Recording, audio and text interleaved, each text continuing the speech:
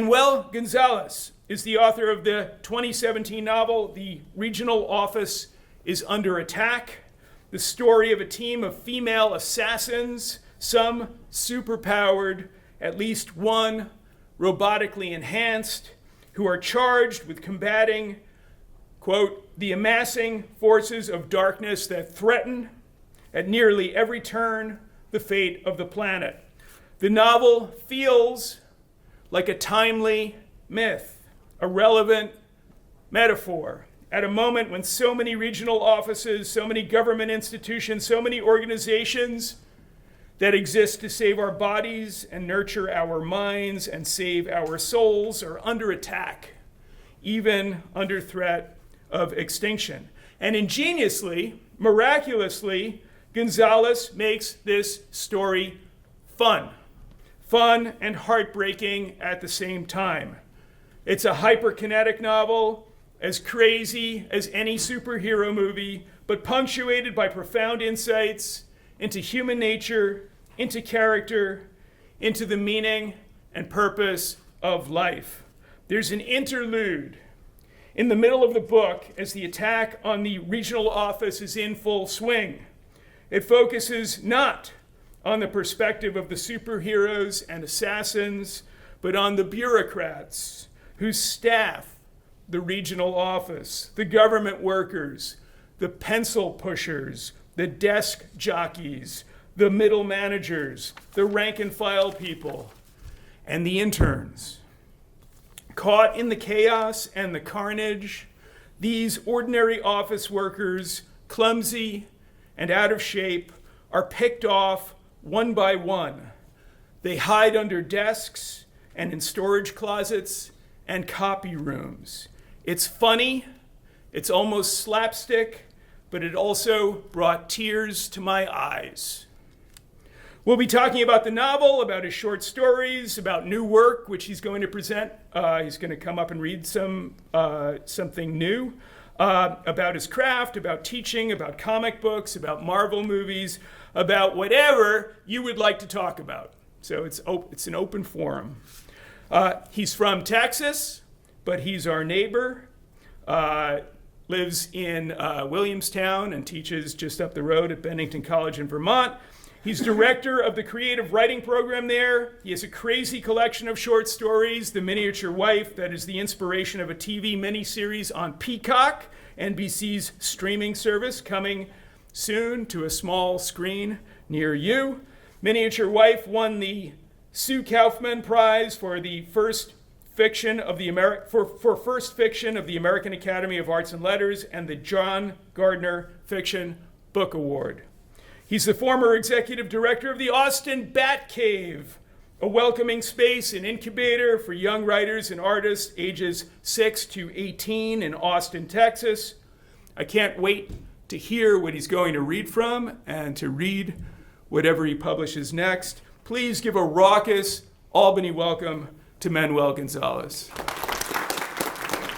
Clarificate, you certainly don't have to buy a book to ask me a question, but a $5 or a 10 spot, that'd be nice. And then I'll answer your question correctly, rather than just making up some bullshit, which is usually what I do.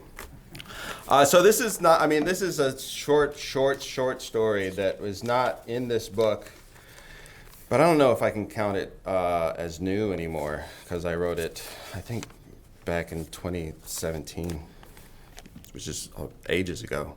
Some of you might not have been born yet. I'm very bad at time. This is called Grandmother Revisited. Just to preamble it briefly, two of the things that happened in this story happened to me in real life.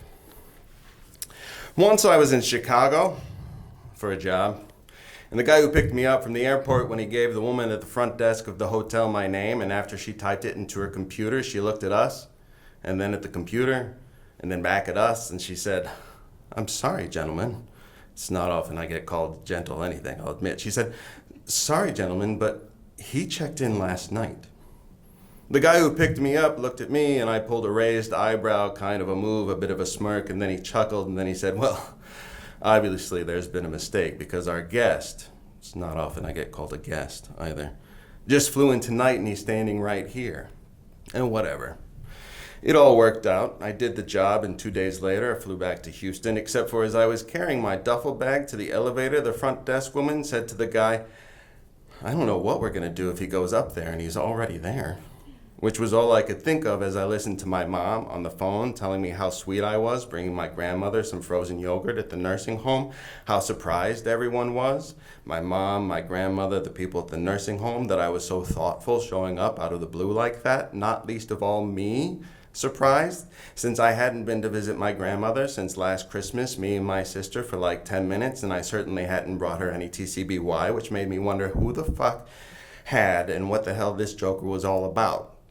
Not that it couldn't have been me, not that if I'd known how much my grandma loved her frozen yogurt, I wouldn't have brought her some froyo every now and then, which was the other thing as I was thinking, which was why I said, "Well, yeah, Ma, of course. You know how much I love Grandma," which wasn't a lie exactly, because when I thought of her, I loved her. It's just that I didn't ever really think of her. And that's where it should have ended, life just a little more mysterious than it had been the day before, except a week later my mom called me again because apparently I had done it again, but this time my mom was a little pissed. "You should have told me you were going again. I would have gone too," she said. "And then, you know she has diabetes. She doesn't need a large yogurt, son." I said, "Sorry, Ma," and "Jesus, Ma, let it go." And she told me next time I better bring her with me, and I said, sure, okay. Except there wouldn't be a next time, as I planned to find this asshole and put a stop to whatever creepy fascination he had with my grandmother. Because listen, your deal with old ladies is your deal, right? Just leave me the hell out of it. So I parked myself in my grandma's room at the home and waited for this asshole to show up.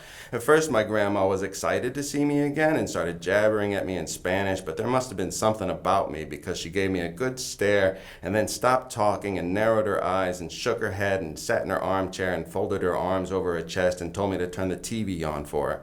I turned it to The Price is Right, and she complained that that wasn't what she wanted to watch, so I turned it off.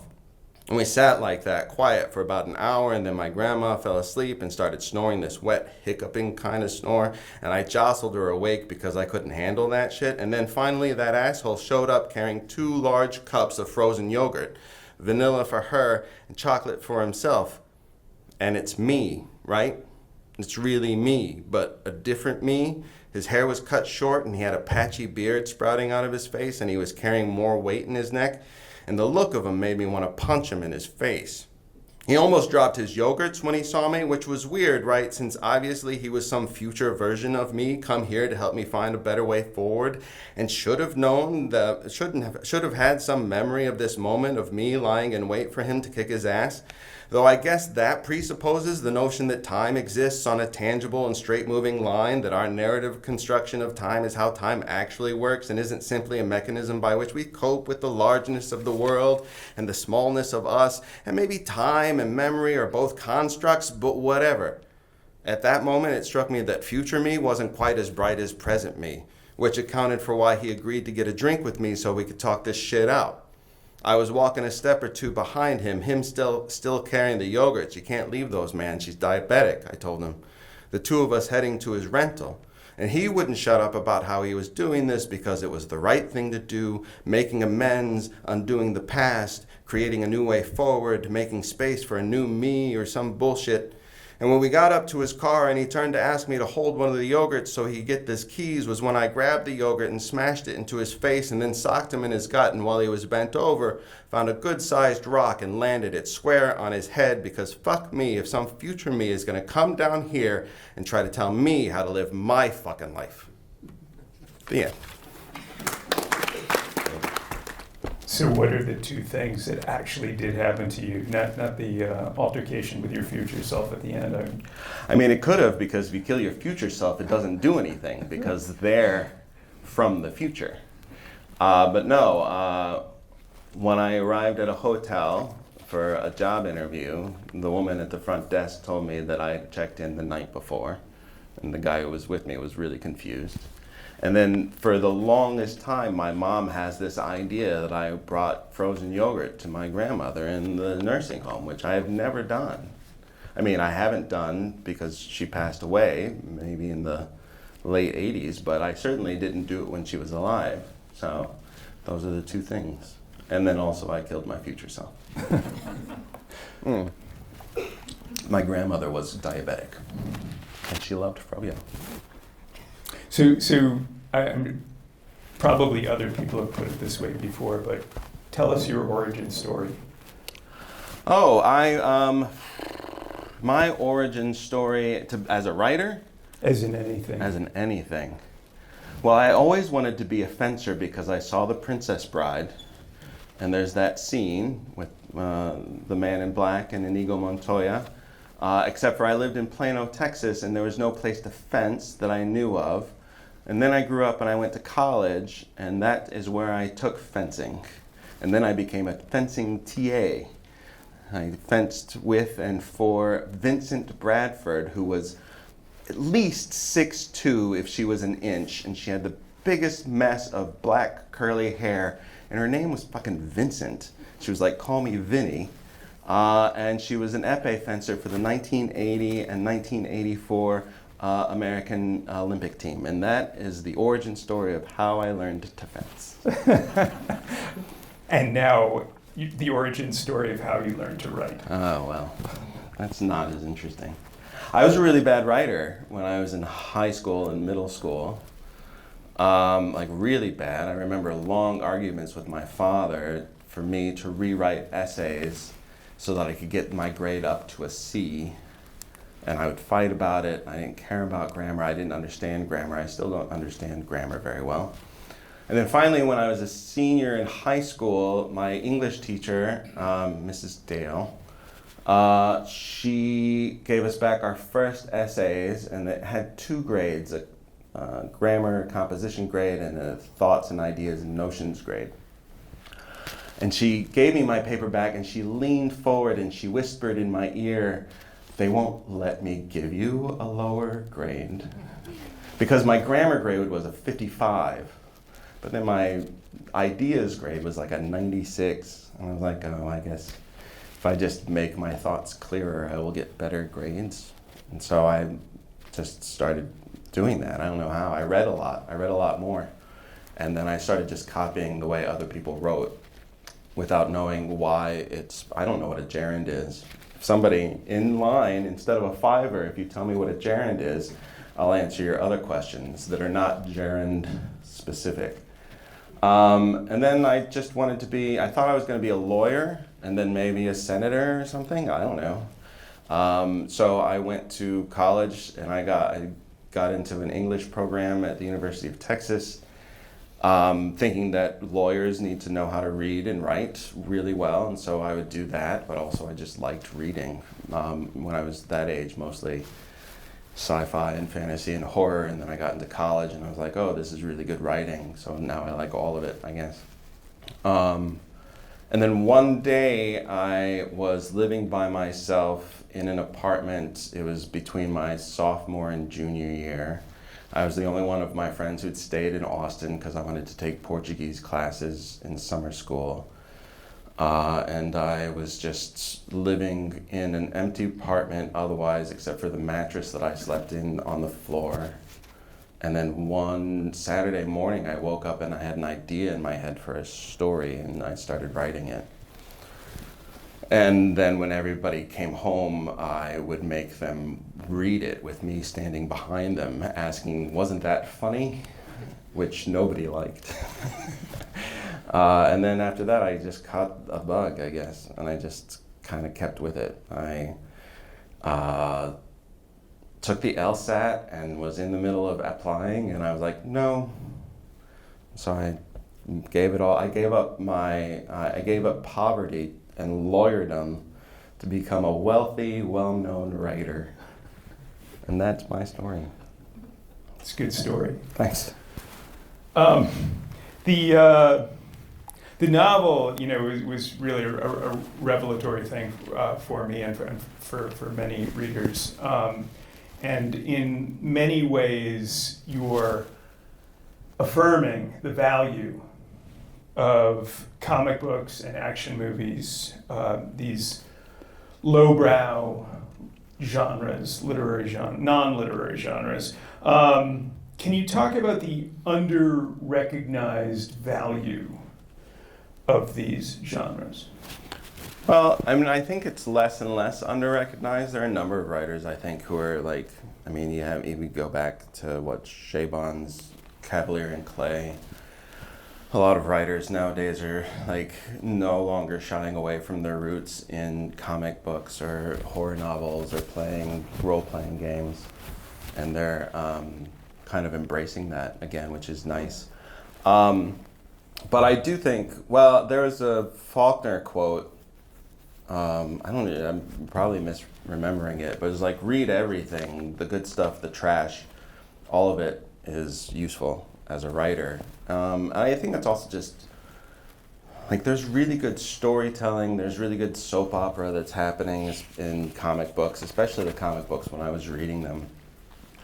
It's interesting, my son, when he was maybe 4, he hadn't really started reading yet, but he was really interested in story, and I had, so I started like trying to get him to be interested in it even more with comic books, because there's images, right, and there's not a whole lot to read.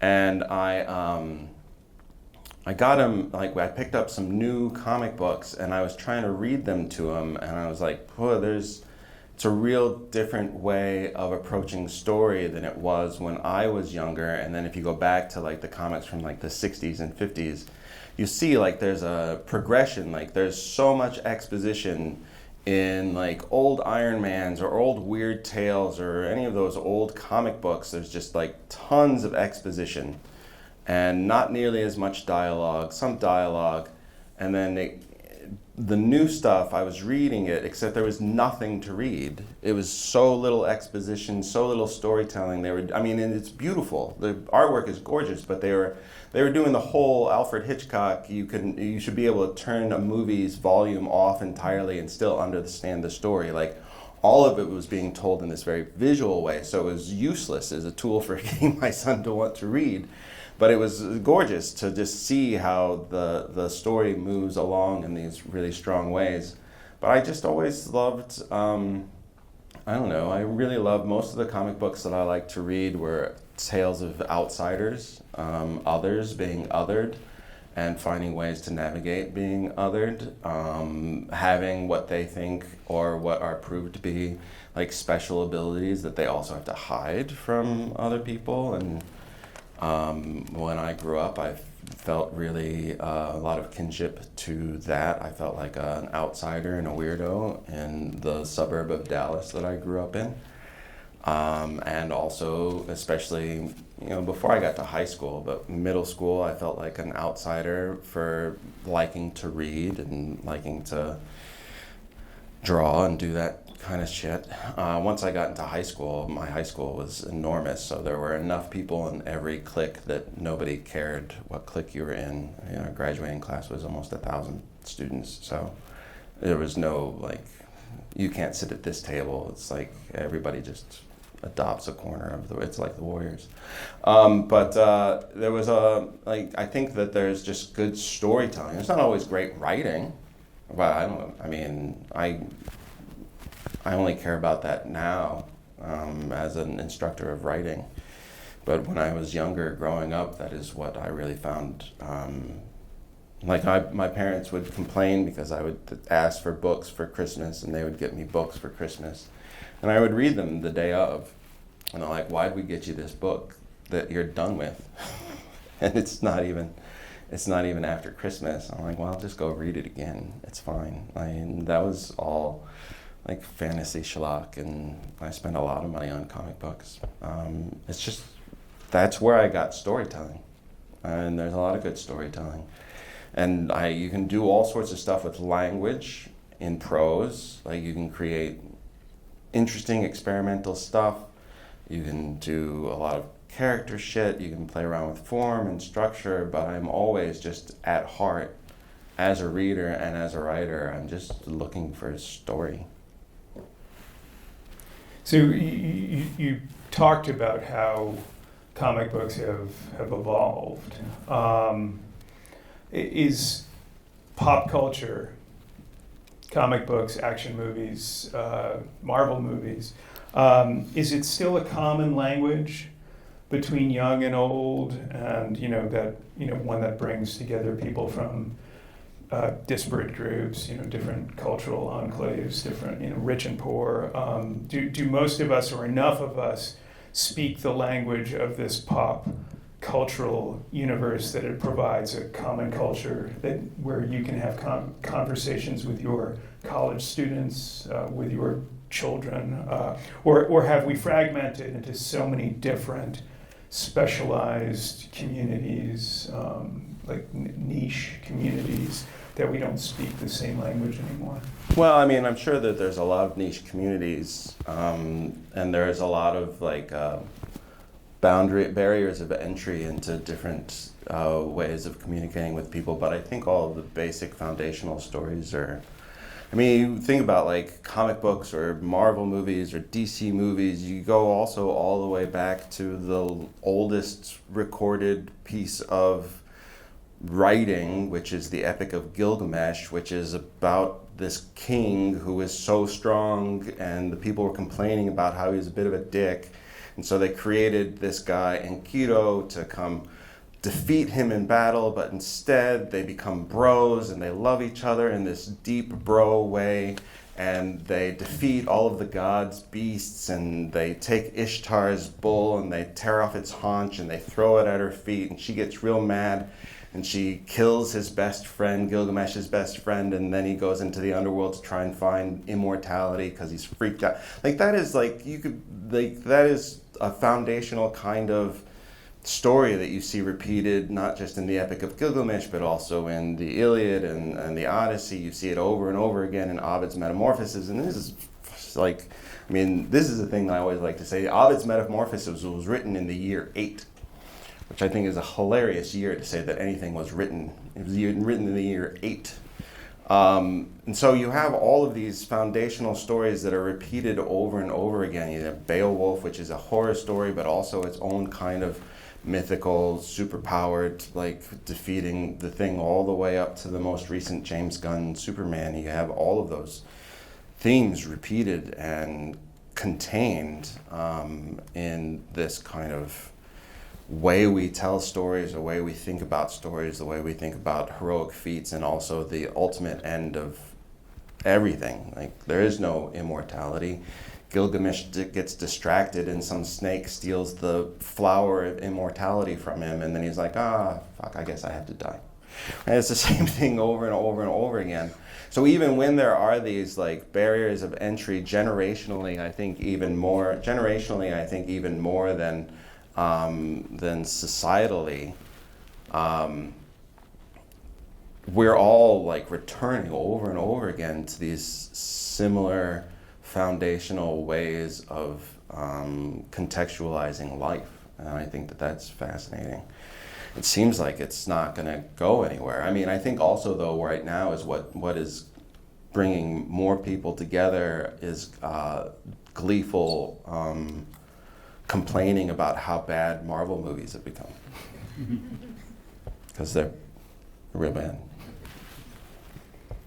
So I've got a million questions to ask. I'm not going to ask a million questions. I will be turning it over. But I wanted to just mention that, in the novel, your two main protagonists, Sarah and Rose, are very young women. And it's often a kind of hang up for new writers and new writers in a kind of sensitive age, sensitive community, or at least some of us are sensitive. Is it okay for artists to inhabit the perspectives of people who are very different from us in some obvious way? Oh yeah. The thing is though, you have to inhabit them the way you inhabit any good character, not good as in good or evil, but any well-made, well-rounded, well-crafted character. You have to think of them as fully fleshed out, thoughtful, deep, surprising, compelling people. I mean, that's what we all are, unless we suffer from psychopathy or sociopathy. We have all these very specific, granular details to us. And if we think of our characters, regardless of, it becomes problematic when you tokenize right? It becomes problematic when you do a shallow kind of scooping up of stereotypical things that you want to pull so that you can have, I don't know, something in your narrative that you want to be there. And so you're using this kind of character to make that available to you, rather than creating a character who's an integral part of storytelling and who has, like a friend of mine, and this is, don't do this because it will mess up your writing. But a friend of mine, when we would workshop together, he would tell the students, he was like, you have to, when you have your main character run into somebody and they have a conversation, you have to understand that the person that they're having a conversation with had parents, was born, had a childhood, an adolescent, had a bad day at work, isn't getting along with their partner, was cut off on the way to wherever they ended up. They were having, like, all of these things have to have happened to this person before they have the conversation with your character. And that is how you have a real, actual, interesting, compelling conversation between two characters in a fictional world. They have their own lives. They have their own interiors. They are real people to you. If your people are real people to you on the page, then you will, you're welcome to inhabit. That's part of fiction, right? That's just part of being empathetic and moving through the world. And sometimes you get pissed at somebody and then you're like, well, that person probably had a bad day too, and I should put myself into their shoes, right? That's kind of, you just do that, but to a fuller extent.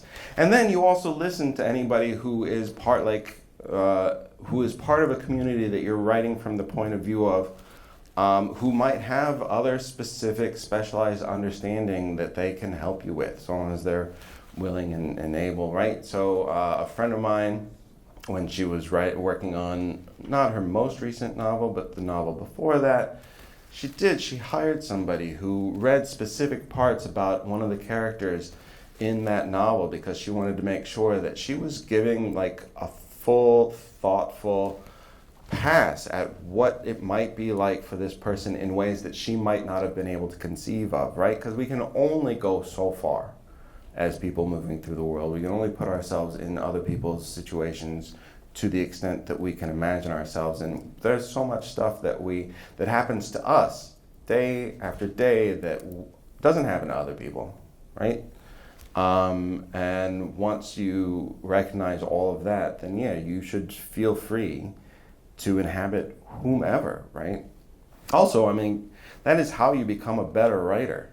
Yeah, I'm not gonna lie. I think that's why women are often better writers than men are of women, because all of like literature, 19th century, 17th century, 18th century, like they were anonymous, or they were women who had to write to a world that was not really going to accept them as writers unless they were able to inhabit male spaces.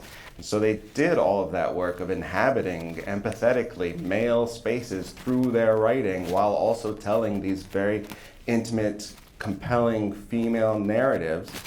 And so they have that muscle. They work that muscle a hell of a lot more than like Charles Dickens had to work the muscle to create fully fleshed out female characters. Everybody was like, oh, orphans. He knows orphans is great, right? But like you look at the complexity of character from George Eliot's Middlemarch, and you're like, yeah, that person, that woman was able to inhabit not just all the female characters in her novel, but all of these complex, sometimes unsettlingly so, male figures in her novel just to enter the game. Right, and so like it makes you a better writer to write outside of yourself, so long as you do it with this kind of conscientious like care. Like you have to care about the characters, even if they're your antagonists. You have to care about what happens to them, so that we care about what happens to them. And if you really care, then you will do the work to make them real.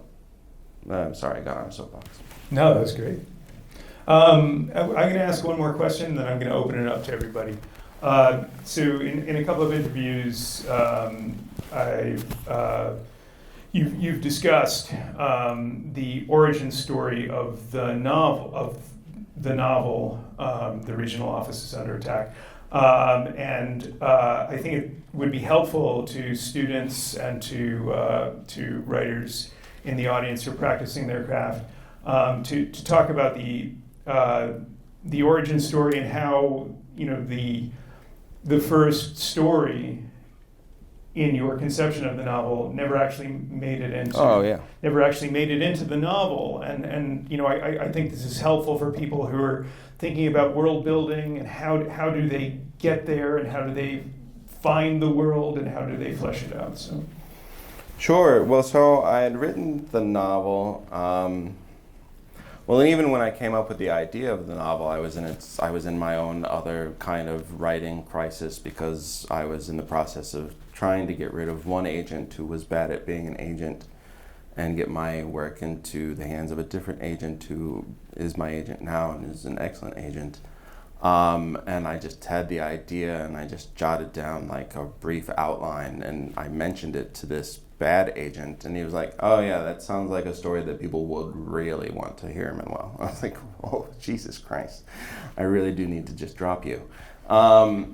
And then I wrote the novel and my agent and I, we sold it to the woman who is my editor now for my new book, but a different house, but she also bought the collection of short stories. And, she had great notes. She's a great, brilliant editor. I really do love her. And one of the things she was saying is that it's, for the kind of story it is, it's not moving as fast as it probably should. And also because you're working from a lot of very specific pop cultural platforms and references, you need an on-ramp to help people who don't know about Buffy the Vampire Slayer or La Femme Nikita or Alias and those other things that I was referring to. And I did everything I could to try and figure out how to fix the pacing. I shuffled things around. I stumbled upon a novel by Patrick DeWitt called The Sisters Brothers, which has the shortest chapters of almost any long novel I've read. Like they're a page and a half. And the chapters mean nothing. Like you end one chapter and you have a guy standing outside of a house looking at a picket fence. And then you start this next chapter and it's in the same place. I'm like, well, why is this a chapter break? But the reason why is because it makes it move fast. You're like, oh, this chapter's short and I'm just burning through this novel. And so I did that. I was like, I'm gonna steal anything I can to try and make this move faster. And we got to where we were moving it faster. And then one day I had like, I'll just write this introduction and that will be the on-ramp. And I wrote it and I sent it to my editor and she was like, I love this. This is great. This works exactly the way I want it to. I was like, awesome. I'll just put it at the front of the book and we will be done and I can move on. And I put it at the front of the book and everything after it I hated. Because I was like, I like this new thing that I wrote and everything else is crap. I just don't like it anymore. It doesn't make any sense. It's interesting though because I stumbled upon it, the old stuff, like maybe 2 years ago and I was like, oh, this is also not bad. I don't know why I hated it so much when I did, but I don't know. So I wrote it, I wrote that new thing and then I was like, well, I don't know what to do with everything that follows.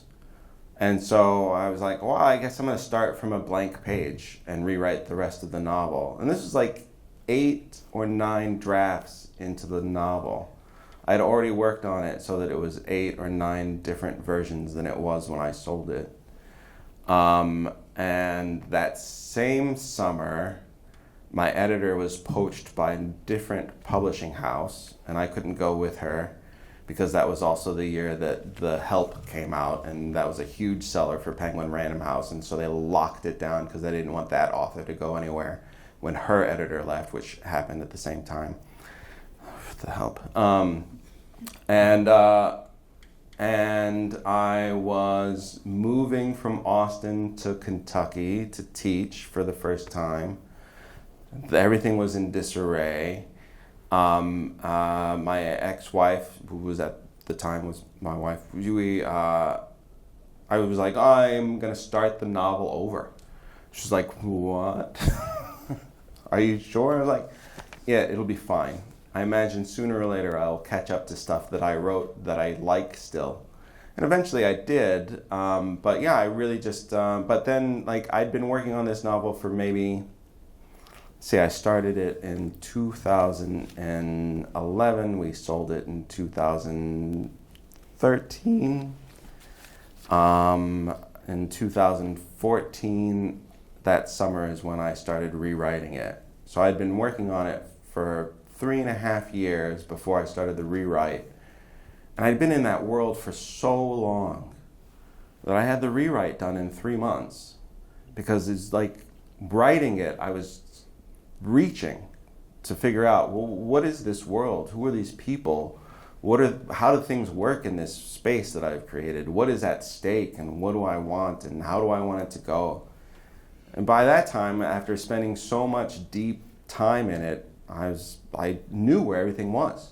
It was like I was back in a kitchen. I was back in my childhood kitchen. I knew where my mom kept all the shit, right? Mostly she puts all of the cast iron skillets in the oven. So don't turn on the oven before checking, because that's where the skillets live.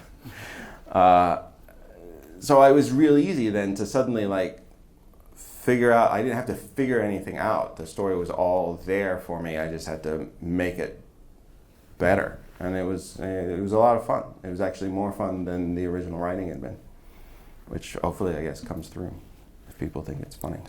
It does. It's really weird that people think it's funny because it's a very sad story. It's very sad and very funny. I'm just kidding. I meant it to be funny. Your questions, raise your hands high. Students, don't be timid. And Jen is going to bring the microphone around. Who wants to go first? All right, I'll start with you two in the room. Hello, Mr. Gonzales. Hi. Thank you for joining us Hey, today. my pleasure. I'll start off with that. In a matter of months, on TV screens across the nation, it's going to appear based on a book written by Manuel Gonzales. Yeah, I know. It's crazy. I generally wanted to ask you about the process of going Hollywood. How has that been? What was it like selling off the distribution rights to your project? And you're joining a long history of authors who've had their works turned into television or film projects. How do you feel about that? And were you involved at all in the processes of the developments of these series? And how do you wish they turn out? Are there works that you are fans of, that you are a fan of, that you want to see? Oh, I want it to be like this, or I want it to be like that. Love the question, sorry. No, it's good. I like the question. It's a good question. So there have been, like, the novel's been optioned, other stories have been optioned. I wrote a screenplay that was optioned, and none of it gets made, right? It's like in New York, everybody thinks the industry is dying, and they seem miserable. They're like, I don't know, walking around with that Zoloft cloud over them the whole time. But they'll be like, but I really love your work, so I guess we'll publish it. And then they'll make it. And you get very little money, but you get a thing, and then people read it, and not very many, you people. Read it, maybe not, it's fine if you didn't. But in LA, they'll be like, let's make $1 million. And nothing happens, right? Nothing ever happens. So the people who were hired to write an adaptation of the novel, when that finally petered out and nothing happened, they were looking for their next project, and they were like, oh, why don't we see what else Manuel has in his book? And they were like, let's make The Miniature Wife, which I don't know if anybody's read it. It's about a guy who accidentally shrinks his wife to the size of a coffee cup, and then they have a marital disaster. Like, she doesn't, it's not super long. The husband's a real dick, right? He's very unsympathetic, intentionally. And the wife, who is very small and doesn't have any lines of dialogue, ends up being really cool and a badass, and she's murdering cockroaches with needles, and she stabs him in the eye while he's sleeping. She kills the cat. It's hilarious. He at one point dips her miniaturized lover into birdseed and feeds into the bird. It's amazing. I love that story. Really enjoyed writing it. I don't remember how I got the idea. It's bonkers. And like, I got an email saying, Turner and Ames want to option The Miniature Wife for a series. And I'm like, Godspeed. Good luck. That's fine, right? Nothing's going to happen, but this is a little bit of extra money for a thing that I wrote 20 years ago, like when they were optioning it, 25 years ago now. So like, that's fine, enjoy, have a fun time, and then they would every once in a while give me an update. Elizabeth Banks is attached herself to produce. I'm like, great, doesn't mean anything. And then the strike happened, and I was like, yeah, of course, nothing was going to happen anyway, but they'd re-optioned it, so I got a little extra money for a story that I wrote so many years ago, so I'm like, that's fine. I don't care. And then one day, I was about to get online to teach a class for One Story Magazine, which is located in New York, and it was a little workshop, and I got an email from my film rights agent, and she was like, before that, they were like, Netflix and Peacock are both really interested, so we're hoping it's going to be one of those. I'm like, fine, sure.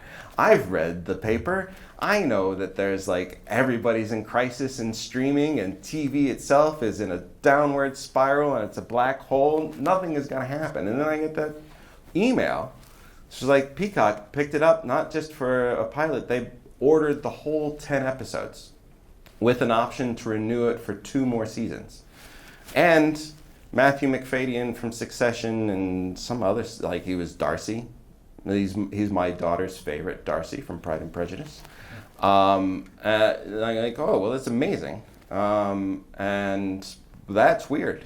It took me entirely by surprise because nothing gets made. I don't know why there are things on our streaming, because there's so many people I know, including myself, that time and time and time again, they're like, this is going to be brilliant. We're going to make so much money. We're going to go out wide. Everybody's going to be super interested. We have this person and this person and this person attached.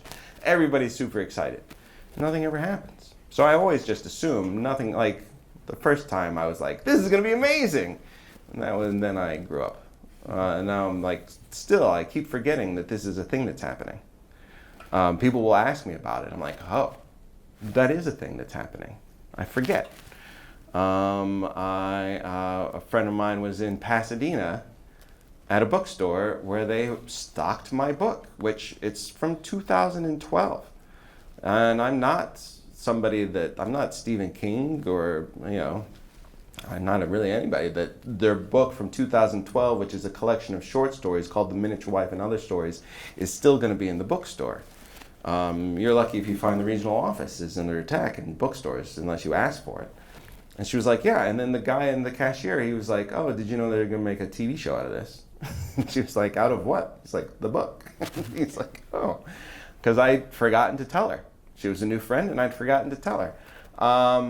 So it's weird, the process. I was not involved in creative ways other than having written the story originally.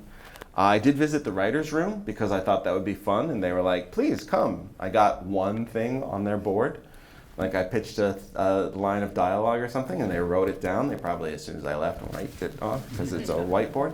And then I went and I spent 3 days on set in Toronto in May, and that was delightful and surreal because I don't know if you remember what I told you the story was about, but a guy shrinks his wife to the size of a coffee cup, and then they fight. What the fuck is going on? That's not a show. That's like, why is this, like, they did so much work. Like, I was astonished and somewhat disturbed by how much money and talent and competency they were putting to a thing that is the thing that I just told you was about.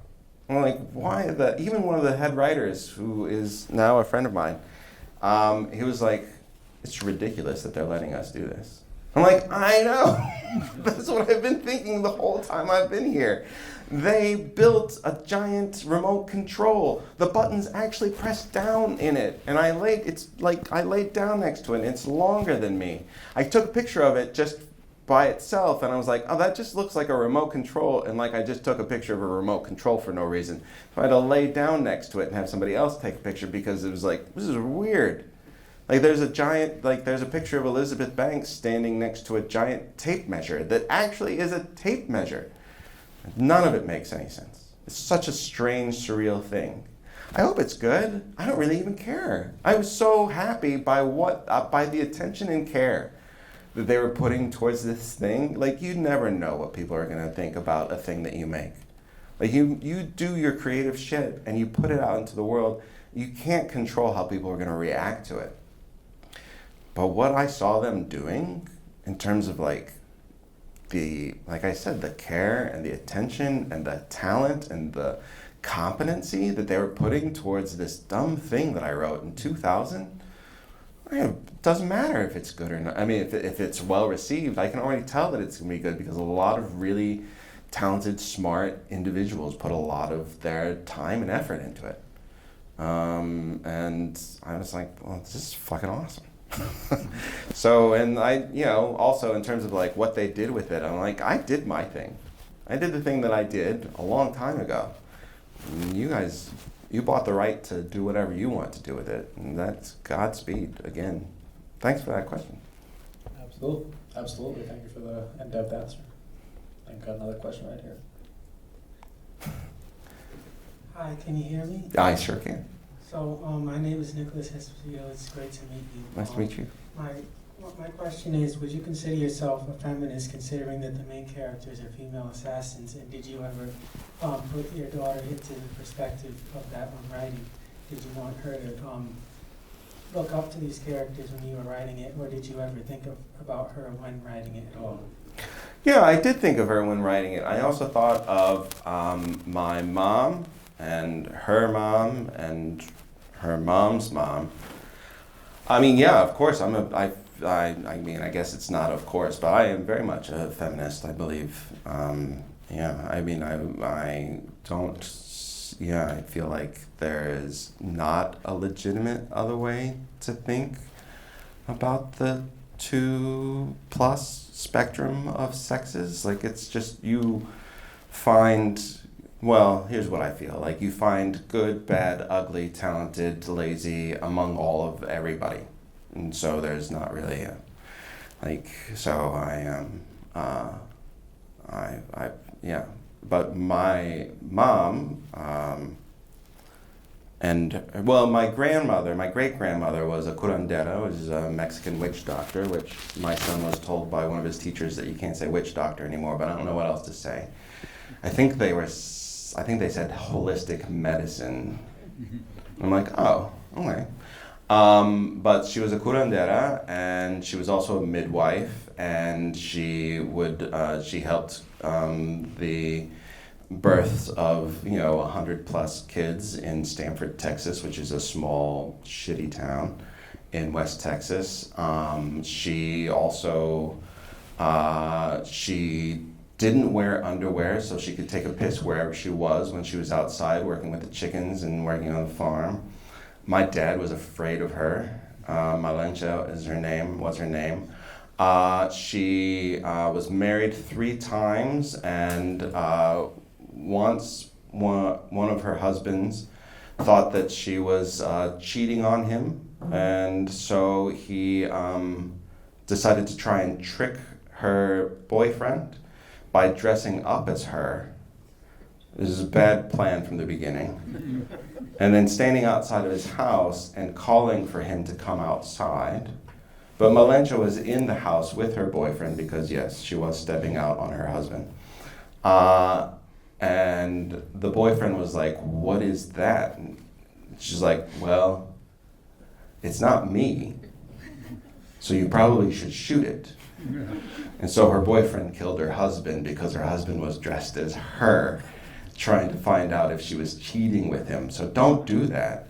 Like, I think, like, those are the stories that I grew up with, right? These, like, women who, like, my mom, I remember one of my cousins came over in the middle of the night with a black eye because her drunk husband was a shit, and my mom was like, well, let's go. And she went with Kay to her house to get her stuff. It's just my mom. My dad stayed with me and my sister because we were still young enough.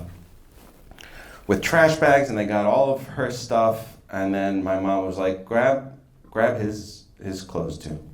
She's like, but these are Bobby's. She's like, it doesn't matter. Grab it. She took all of her husband's stuff and put it in the front yard and put lighter fluid on it and then set it on fire before they left. And so that is who I was thinking of when I was thinking of these women in this novel. Complex, amazing, badass people. Like my dad has great story. But those they're always stuck with me. And even now, my mom is like feisty as hell, and she was like, my dad passed away 2.5 years ago, and now she's going to a senior center, and all these men are like, oh, you're very attractive, and why don't you marry me? I'll give you, you have my money, so she's like, I don't need you. I don't need a man. My husband left me plenty of money, and also, why would I want to be with another man at all? And I'm like, you're stone cold. And then I, in terms of like where my daughter fits in, like reading it, I mean, I never expected my kids are going to read any of my work, although they ended up reading it. They did like to pretend to make fun of me about it when people would come over to the house, and they would open my books, and then they would fake yawn. They'd be like, oh, this is really not very good. And I was like, you're a couple of assholes. But that's kids. Kids are that way. But I do, like, she is very influenced by my mom and my sister, and she's extremely independent, has been, though, since when she was 2. So yeah, I thought about her, and also I think about the kind of strain of legacy that goes from Malencha all the way to my daughter. Do we have a question from an English 350 student? Because we only have Journalism 490 represented so far. Oh, shit, English 350. Show up, man. Hi, thank you so much for being here. I thought the book was fantastic. Do you think you're done with this world? Or you said there was some stuff in your revision process that you revisited and were like, oh, that's not so bad. Is it part of the same story, or do you think you would revisit this world again in future writing? Well, I tried to revisit this world right after writing it, and it was fine. Like, there was stuff that I still had, like, kind of leaking out of my sides that I was like, oh, this is still part of that world. And then I satisfied that bug, and it couldn't really go anywhere. So now I've moved on. Like, it took me a while to figure out what to move on to, but yeah, right now I'm part of the way through a novel that Flatiron will be publishing sometime after I've finished writing it. But it's not at all this world, it's its own other weird world. Sure. Any other final questions? Yeah, one more. Yeah.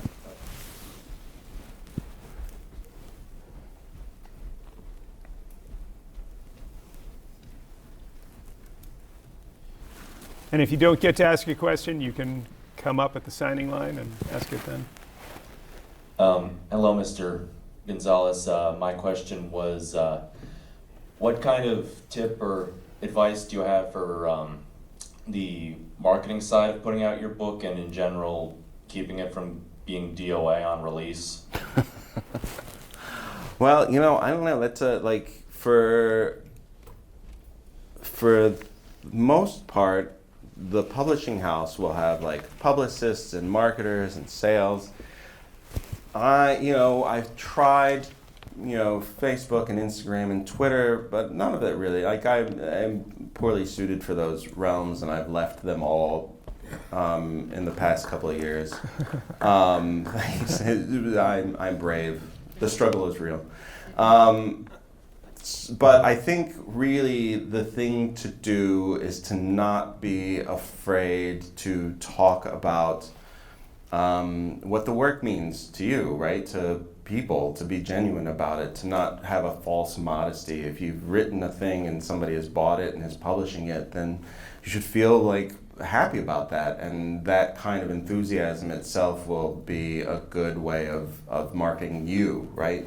That's the thing, like you market yourself and then people will be maybe interested in buying the book. It's hard to, like if you have, nobody really in the industry of book publishing, nobody understands why people buy the books that they do, right? Right now, like I remember an article over the summer, like publishing industry completely surprised by the Hunger Games prequel that is so dark, and because everybody was like, oh, it's dark times, so nobody wants to read dark fiction, and so they were surprised that a really dark, violent book would have traction right now, except for I'm not. Like, yeah, of course.